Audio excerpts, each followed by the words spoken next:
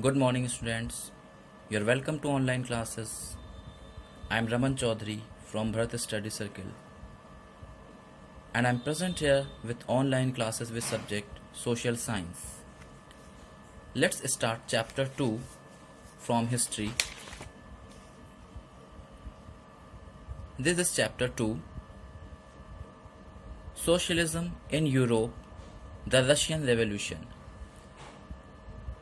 यानी कि रशिया की जो रेवोल्यूशन थी उसके बारे में हम लोग पढ़ेंगे।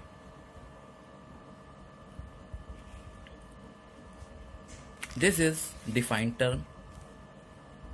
The liberal means the person who were in favour of change society, यानी ऐसे लोग जो सोसाइटी में चेंज करने के फेवर में थे, उन लोगों को हम लिबरल्स कहते हैं।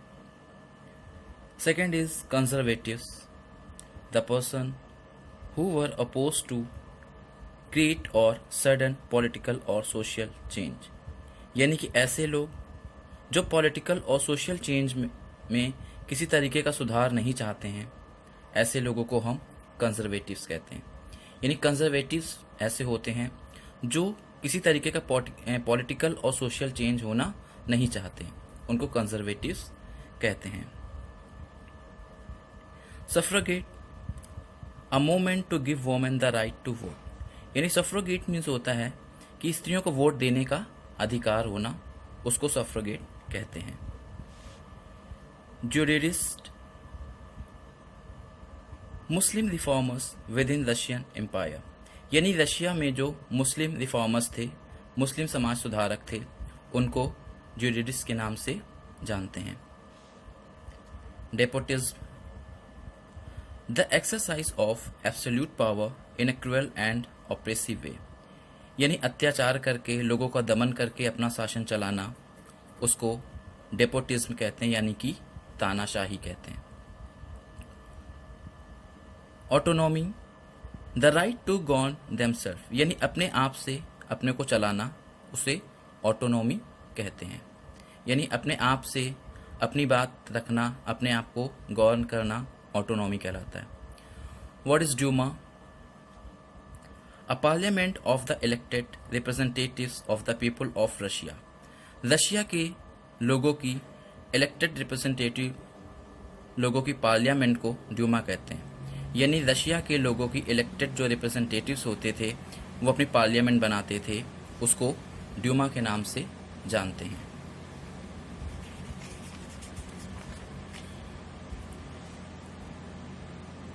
This is objective types of question. Question number 1. The Russian Revolution of 1917 occurred during the reign of. Russia की जो रेवोल्यूशन हुई थी वो किसके शासनकाल में हुई थी? तो वो थे जार निकोलस सेकेंड। रशिया की रेवोल्यूशन जार निकोलस सेकेंड के शासनकाल में हुई थी। Tsarina Alexander was a princess of. Tsarina Alexander कहाँ की राजकुमारी थी? जर्मनी की थी। Question number 3, who form the Russian Socialist Democratic Party, Russia में जो सोशलिस्ट डेमोक्रेटिक पार्टी बनी थी उसको किसने बनाया था? जॉर्ज प्लेखनोव ने। Question number 4, who was the leader of the Mensheviks, Mensheviks के लीडर कौन थे? What is Menshevik? Mensheviks means क्या होता है?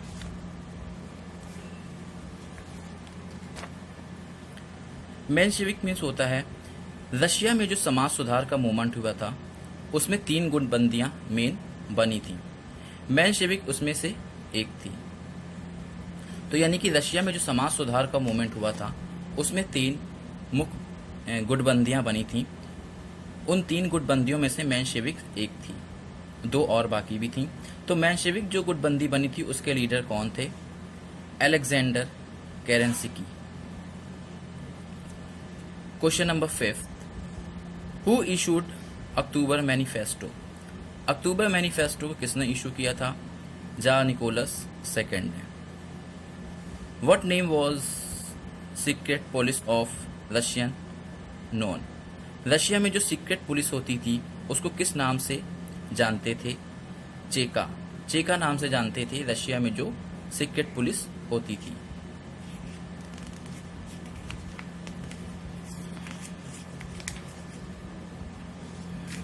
Question number 7, by whom was the term kulaks used in Russia? Russia में जो कुलैक्स वर्ड यूज होता था इसका संबंध किससे है? पीजेंट्स, जो वहाँ पे पीजेंट्स होते थे, किसान, उनको ही हम कुलैक्स के नाम से जानते थे। Question number 8, with in home is the term the great purge associated? ये टर्म जो है पर्ज, ये किससे रिलेटेड है? पर्ज का मतलब क्या होता था? तो ऐसे लोगों को हटाना जिसे गवर्नमेंट अच्छा नहीं समझती है, ठीक है, ऐसे लोगों को हटा देना जिसे गवर्नमेंट अच्छा नहीं समझती, उसे पर्ज कहते हैं। तो पर्ज किससे रिलेटेड है? Stalin.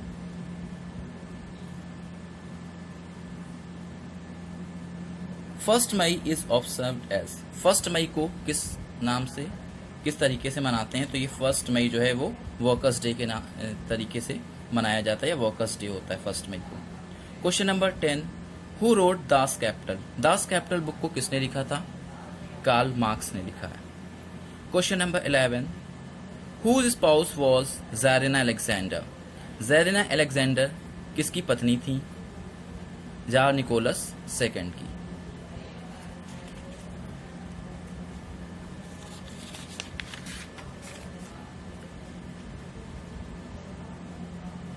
This is very short question answer. Question number 1, who was the last Tsar of Russia? Russia का लास्ट जार कौन था? Nicholas second was the last Tsar of Russia. Nicholas second Russia का last tsar था। Tsar means होता है वहां का राजा। Question number 2, Russia revolution is related to which year? Russia की जो रेवोल्यूशन हुई थी, क्रांति हुई थी, वो किस साल से रिलेटेड है? 1917, 1917 में हुई थी। Question number 3, what is the Russian revolution popularly known as?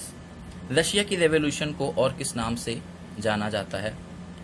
तो वो है the Russian revolution popularly known as the Bolshevik revolution.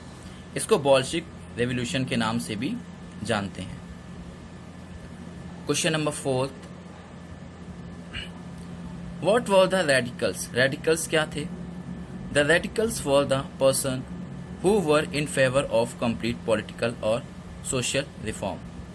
Radicals ऐसे लोग होते थे जो कंप्लीट पॉलिटिकल और सोशल रिफॉर्म के फेवर में थे, जो ये चाहते थे कि पॉलिटिकली और सोशल रिफॉर्म हो, जो उसके फेवर में होते थे, उनको रेडिकल्स कहते हैं। What was the aim of the first international? जो फर्स्ट इंटरनेशनल बना था उसका एम क्या था? The aim of the first international was to establish the authority of working classes. तो फर्स्ट इंटरनेशनल जो बना था उसका एम था वर्किंग क्लासेस को पूरी तरीके से अथॉरिटी देना। Question number 6, during whose reign did Russian revolution take place? Russia की रेवोल्यूशन किसके शासनकाल में हुई थी? तो Russian revolution took place during the reign of tsar Nicholas second. Russia की रेवोल्यूशन जार निकोलस सेकेंड के शासनकाल में हुई थी।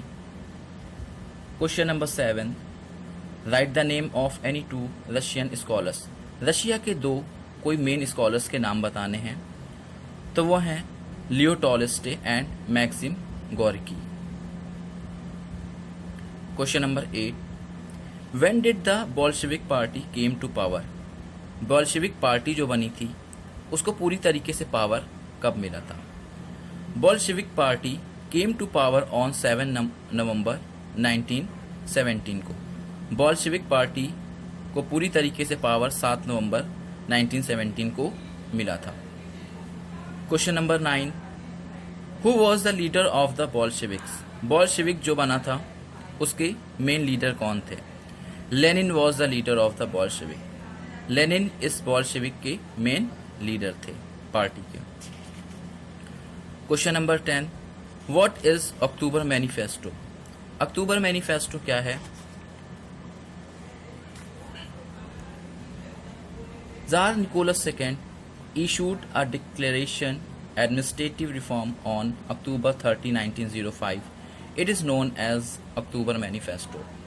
जार निकोलस सेकंड ने एक घोषणा पत्र इशू किया था जो कि प्रशासन के सुधार के संबंध में था 30 नवंबर 1905 को। इसी को हम अक्टूबर मैनिफेस्टो के नाम से जानते हैं। Thank you. This is short question answers from chapter 2, Socialism in Europe, the Russian Revolution. Question number 1. What led to the incident of Bloody Sunday? किस कारण से ब्लडी संडे की इवेंट हुई या उसकी घटना हुई? What was its result? इसका क्या परिणाम निकला? On January 9, 1905, a procession of workers led by priest named Father Gapon marched towards the Winter Palace in St. Petersburg to submit a petition in the Tsar Nicholas II. जनवरी 9, 1905 को workers का एक जुलूस निकला। इसका नेतृत्व जो किया था फादर गैपन ने किया था और ये जुलूस आगे धीरे धीरे बढ़ करके सेंट पीटर्सबर्ग में पहुंचा। वहां पर जार निकोलस सेकंड के खिलाफ एक पिटीशन दायर करनी थी। It was a peaceful procession. पहले तो ये बहुत शांति से जुलूस चला and the participants had full faith in the jar.